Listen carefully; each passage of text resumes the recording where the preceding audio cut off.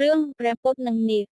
ក្នុងសម័យបុរាណនៅពេលព្រះសម្មាសម្ពុទ្ធបានដល់ពេលចាំបាច់ស្វែងរកទីស្នាក់នៅក្នុងរដូវវស្សាព្រះអង្គបានធ្វើដំណើរទៅដល់ជិតទន្លេមេគង្គហើយសម្រាកនៅក្នុងផ្ទៃថ្មធំមួយក្នុងព្រៃជ្រៅនៅក្បែរនោះមាននាគមួយឈ្មោះមុច្ចលន្តរាជដែលបានសរសើរព្រះពុទ្ធយ៉ាងខ្លាំង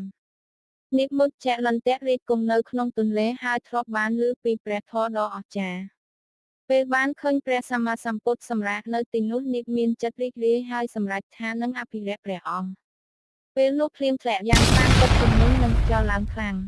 នាគមុច្ចលន្តរាជបានចេញពីទឹកហើយប្រើខ្លួនរង្វេងជារង្វង់ជំវិញព្រះសម្មាសម្ពុទ្ធព្រមទាំងបើកក្បាលទៅជា5ដើម្បីបាំងភ្លៀងនិងការពារព្រះអង្គ